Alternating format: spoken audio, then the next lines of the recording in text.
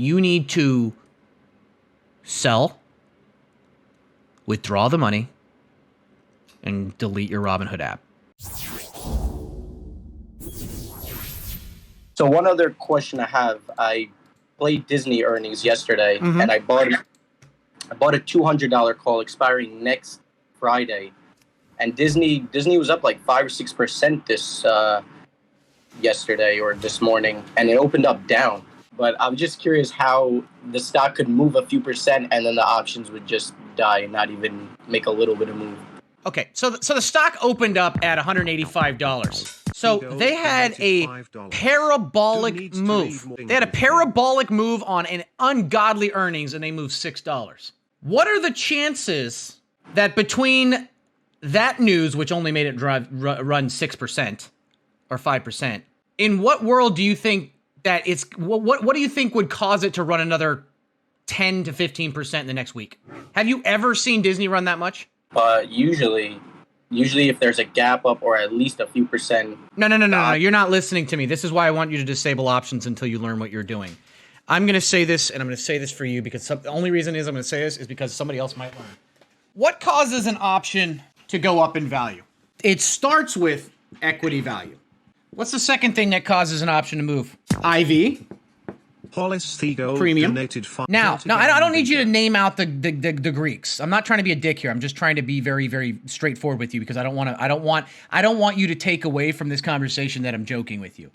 What is the third thing that is going to cause an option to move up in value? The chance of it expiring in the money. Remember, an options contract gives someone the right to buy 100 shares of a stock at the strike price. What are the chances if Disney went from 179 to 186 on a fucking smash earnings that it is going to then move an additional $14 or twice as much as it did on earnings between now and the day it expires? So you're saying it was priced in? No, what I'm saying is it never had a shot. Theta Gang loves you. Implied volatility takes place. Why would the IV go up? Because you have an event. And in this case, the event is the earnings. Once the earnings are over, that event is gone. So all the money, the premium, or the value of the contract that was added in anticipation is now gone. So now, if the IV, let's say a contract is worth $500 and the IV accounts for $300 of that, once that event is over, that's wiped out. Now it's worth $200. So now if you bought at the top, the only way for you to break even is for it to move enough delta-wise to cover that loss. On top of that, you also have Theta. And in your case, when you have a less than 2 week expiry through this, your Theta on a $500 was probably 70. So now you're down to 130. Your $500 buy is at $130 once you wipe out the Theta, which is the amount of value it loses every night that you hold it, and the implied volatility. So if the delta was, let's say, 40, you need a $10 move just to break even. And that's if anybody wants it. If the stock starts falling as soon as the market opens, the chances of it actually getting to $200 by next week disappears exponentially every second that it goes down. And now you're losing exponential value again. This is why we say IV crush. Do you want to see the Greeks on the one I took? Let me show you. Let me teach you, not teach you. Let me show you what goes through my head when I take an option. We've talked about how there is a 66% chance that if you play options through earnings, you're going to lose, correct? Correct. Right? Why? What are the two? What are the 2 out of 3 reasons why it loses value? IV crush and the equity moving against you. So that means that you're already playing worse odds than the casino playing through earnings. The only way to give yourself a little bit better of an option or of a chance is to take away one of those two things. The only one of those things you can take away is IV crush. Let me just put it to you this way. I took Disney calls to earnings, but there's two things I did. Number one, I didn't take a next week expiring because that IV crush would have killed me and Theta would have killed me unless it moved parabolically. Number two, I took something that was close to the money, okay? It was right at the money. It was a $180 call, okay? So that way, even if it went against me, there's enough time between now and September, okay? Enough time for it to actually get back if there's a bullish market. So that keeps some of that value. And because it's closer to the money, the chances are still higher that it will get there, which keeps some of the value. Also, can you guess what the implied volatility was on my call? 27.3%.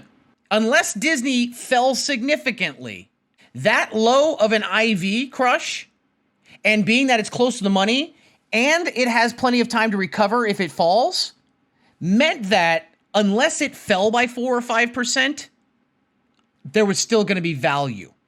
And I wouldn't get wrecked. Because remember, everyone plans for the upside. No one plans for the downside. Sure, I only made 100%. And if I took a next week 180 call, I probably would have made 500%. Sure. But I had to prepare for the downside. So you're saying closer to the money. And what I'm saying is stop playing options until you get more experience. Paper trade options for a while. Watch the show, learn them, and still realize that you're probably going to lose money. Let me tell you something. The cheaper the option, the less likely it is to make money. There's a reason why it's so cheap. Please, stick to equities. I mostly do equities. I do options on stream because it's content and it's fun, but there's a reason why I generally invest and do shares, because this is the kind of shit that can go. I got wrecked yesterday on a play that was an options play. Now, I made up for it with some other stuff because I was shifting around. I got wrecked on my workhorse calls yesterday. I lost like 18%. It fucking sucked. Okay? But I also keep an understanding of where my position is, where all the numbers are, and keep stop losses and keep the discipline there. Now, if I would have held that overnight, I would have probably been down 50%. Just don't do options. It's just gambling. Go to a casino. Paper trade the shit out of options. And then track your progress. And don't take wish puts here. It's all about patience and diligence. No, it's about understanding that the odds are against you. That's what it is. Listen, the truth is that the house is always going to win. The longer you're in the game, the more likely you are to lose, number one. Number two, using options as a hedge, selling options against positions, using covered calls, doing leaps where you give yourself an outside. Because here's the thing. Once again, the biggest thing is that everyone plans for what happens if they're right. They don't plan for what happens when they're wrong. And you don't have a plan. You don't have a journal. You don't let the computer do the work for you. Your head gets in the way. Your heart gets in the way. Your emotions get in the way. And you give up your money. So this may be the same question that you answered with Disney, but I bought a wish call this morning, and it was kind of out of the money, like a 1050 call, and it was up like 60 or 100%, and now it's moving even more wish, and the option hasn't even moved at all since, and you don't know why. I mean, the IV is high, but if the stock's moving, how come? I'm going to tell you this right now. All you're going to do is lose money on that option the rest of the day. Even if wish continues to move up.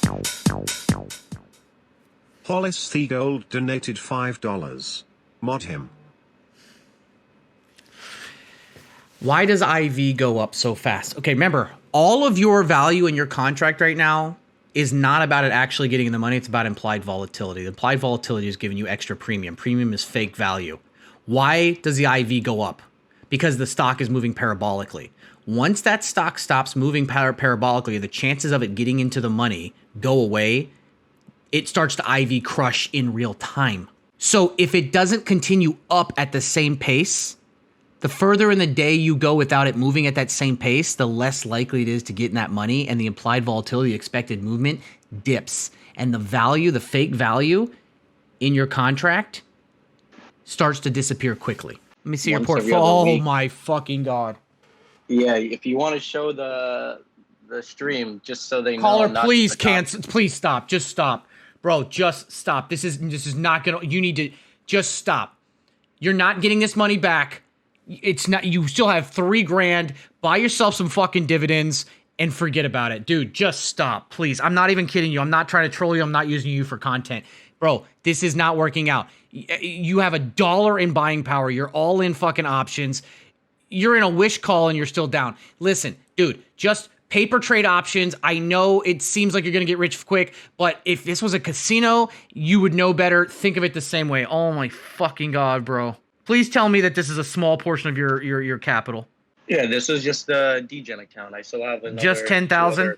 Caller, can I act like a parent for a second? It's not too late to use this as a learning experience. Okay? It's not too late. Now, if you continue to do what you've been doing, then this 8,000 loss will turn into an $80,000 loss. And let me tell you something right now. I always tell people, having $1,000 is not a lot of money. Owing $1,000 is. It's much more easy to recover from an $8,000 lesson than an $80,000 lesson. And the more you think that, oh, I just need one play to get it back, is where you just drop another 2,000. And then you're like, you know what? I'll just recharge the account. All I need is one big play. And you lose it. And you recharge the account. And you do that until you're down $80,000. And then you start hating yourself and everything you've become. And you swear that you're not going to do it again. You go a week and then all of a sudden you see everybody talking about the next big play, the next big play. Well, fuck it. I'll just put a couple thousand. I just need a couple 100% and I'll be down. I'll have a starting bankroll again. And it's going to continue to start. Don't do that. Okay? You really, really, really should. Not even, because here's the thing. Let me be honest with you. I'm going to tell you something that and you're not gonna do this, but I just want to at least get off my chest. Here's what's going to happen. You're going to say, you know what, Stocky's right. I'm going to sell my option, or I'll wait till the end of the day, and then it'll drop another 40%. You'll sell it, and you'll say, okay, I'm just going to put this $3,000 in the stock, and the stock you're going to put it in there, and it's not going to move fast enough for you. And then you're going to be like, fuck, look at all these people making all this money. You know what? Fuck it. Let me just sell this. I'll just do one option and get. All I need is a couple winners, and I'll be back to even. And then it starts. You need to sell, withdraw the money, and delete your Robinhood app. It's kind of like having an ex. If your girlfriend dumps you, still trying to get over and that. you keep looking at her Instagram and her Facebook and her TikTok, it's not healthy for you. She left you for a reason. She's not coming back. And you're just going to see her getting dicked down by some other guy, and it's going to ruin you. You delete everything, and you move the fuck on. And that's what you need to do here. This was an expensive lesson, but it could be a hell of a lot worse. Sell it, withdraw it, delete it. Really, I just got to not be as greedy next time. Because I have some good plays, but I just got to not be greedy and just take some profits whenever I see it. If it's good enough to screenshot, it's good enough to take profits. Hey, caller. Yep. Have a great weekend.